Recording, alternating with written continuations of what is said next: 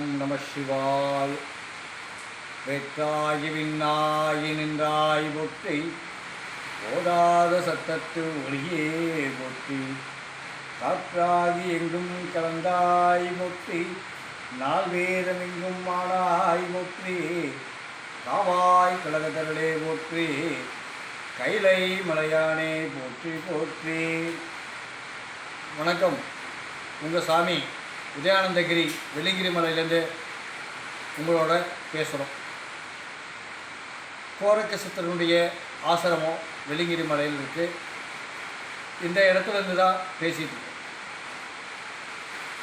இப்போது இந்த மலைக்கு பகவானுடைய 18 சித்தர்களில் ஒருத்தர் கோரக்க சித்தர். இவங்க எல்லாருமே கோரக்க சித்தர் வடநாட்டில் இருந்து பிறந்து வந்ததாக சொல்லுவாங்க. இவர் தாயினுடைய வகுத்தில் பிறக்கலை.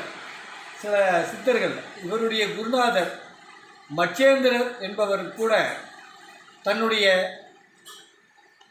ஒரு பெண்ணுடைய வகுத்திலிருந்து பிறக்கலை. அப்போது மச்சேந்திரர் தன் மீன் வயிற்றில் இருந்து பிறந்தார். அப்போது வேதங்கள் சொல்லப்பட்டது. அந்த வேதங்களை பார்வதிக்கு ஓதிக்கிட்டு இருக்கும் பொழுது பார்வதி தூங்கி விடுகிறார்கள். அந்த பார்வதி தூங்குகிறதுனால் அந்த ஆற்றுக்குள்ளே இருக்கக்கூடிய மீன்கள் இந்த வேதங்களை தெரிந்து கொண்டதனால் அந்த மீன் வகுத்திலே இருந்து அந்த மனிதரை வெளியே வர வைத்தார் சிவபெருமான். அவருடைய சொல்லை கேட்டு மச்சேந்திரர், இனிமேல் நீ எல்லா இடங்களையும் சென்று அருமையாக வேதங்களை ஓதுவாயாக அப்படி என்று சொன்னார். அதுக்கு பிறகுதான் மச்சேந்திரர் தன்னுடைய பாதையிலே போய் கொண்டிருக்கின்ற பொழுது ஒரு இடத்துல ஒரு அம்மா வீட்டில் பசிக்கிறது இருக்குது. அந்த பசியை தாங்க முடியாமல் ஒரு அம்மா வீட்டை கேட்கும்போது, ஐயா இப்போ சாப்பாடு இல்லை, தண்ணி வேணால் குடிங்கன்னு சொல்லி கொடுத்துருக்காங்க. அந்த தண்ணியை குடித்ததுமே ஏன் ஒரு மாதிரி சோகமாக இருக்க அப்படின்னா, எனக்கு எல்லா செல்வ செழிப்புகளும் இருக்குது, ஆனால் குழந்தை செல்வம் என்பது மட்டும் ஒன்று இல்லை அப்படின்ட்டாங்க. சரி நீ வருத்தப்படாத அப்படின்னு சொல்லி ஒரு திருநீரை கையில் கொடுக்குறார். யார்? மச்சேந்திரன். அப்போ அந்த மச்சேந்திரன் கொடுக்கும் பொழுது இதைய அந்த அம்மா என்ன பண்ணுறாங்க, கொண்டு போய் சாம்பலை பக்கத்து வீட்டுக்காரம்மா சொல்கிறாங்க, இந்த சாமியார்கள் நம்பாத, மயக்கிடுவாங்க அப்படின்னு சொல்லி. உடனே மச்சேந்திரன் என்ன பண்ணுறாரு, அங்கே போய் அந்த சாம்பலை அந்த அம்மா கொட்டின இடத்துல ஒரு முறை வர்றார். வந்ததுமே என்னம்மா அப்படின்னுமே குழந்தை எங்கேன்னு கேட்குறாங்க. இந்த மாதிரி அந்த குழந்தை சாம்பலை கொண்டே அங்கே போட்டேன், இந்த மாதிரி பக்கத்து வீட்டுக்கார் பொம்பளை சொன்னது அப்படின்னு சொல்லி.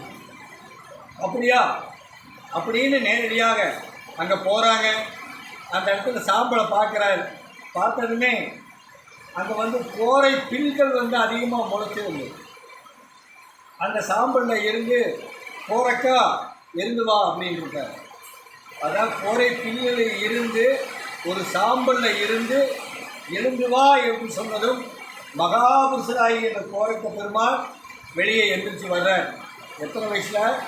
9 வயசு பாலகனாக எழுந்திரிச்சு வெளியே வர்றார். அதுக்கு பிறகு மச்சேந்திரர் தான் தன்னுடைய குருநாதர், மச்சேந்திரர் தான் தன்னுடைய தந்தை. இது ரெண்டுக்கும் காரணமானவர். இவங்களை எல்லாத்தையும் இது பண்ணி நேராக நீ போய் பழனிக்கு செல் அப்படி என்று சொல்லிட்டு பழனிக்கு போகர்கிட்ட அனுப்பிச்சுடுறார். போகரும் ஆசான சீடராக இவரை ஏற்றுக்கிறார். சகல வித்தைகளையும் கற்றுக் கொடுக்கிறார். ஆகாய பிரவேசம் செய்யக்கூடிய வித்தைகளை கற்றுக் கொடுக்கிறார்.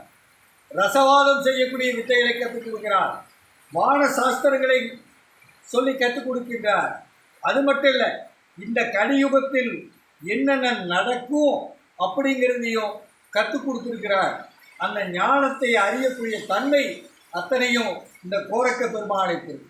ஆனால் இன்னைக்கு ஒரு காவி உடையை மாட்டிக்கிட்டு ஒரு தாடி ஒன்று வச்சுட்டு இருந்தால் அவங்க தான் சித்தர் அப்படின்னு சொல்கிறாங்க.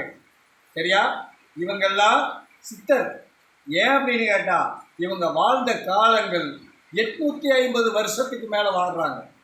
ஆனால் இன்றைக்கி 60 வயசு சாக போகக்கூடிய மனிதர்கள் சித்தர்கள்னு சொல்லிட்டு பணம் சம்பாதிக்கிறதுக்கு தான் சாமியாராக இருக்காங்க. என்ன, உண்மை நிலையை சம்பாதிக்கிறதுக்கு சாமியாராக இல்லை. அதனால் நாம் என்ன பண்ணுறோம், கோரக்கருடைய பெருமான் மூலியமாக இந்த வெள்ளிங்கிரி மலைக்கு வந்திருக்காங்க. இந்த வெள்ளிங்கிரி மலைக்கு வந்ததுக்கு காரணம் பேரூர், கோயம்புத்தூரில் இருக்க பேரூர் இருக்குது. அந்த பேரூருக்கு பின்பக்கத்தில் வந்து ஒரு முருகப்பெருமான்.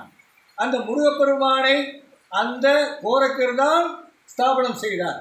அங்கே இருந்து இங்கேயும் வந்திருக்கின்றார். அவருக்கு அன்னதானம் பண்ணி இந்த மடத்தை சரி பண்ணிட்டு இருக்கிற, தர்மம் பண்ணிகிட்ருக்கோம். அவ்வளோதான். சிவாய நம.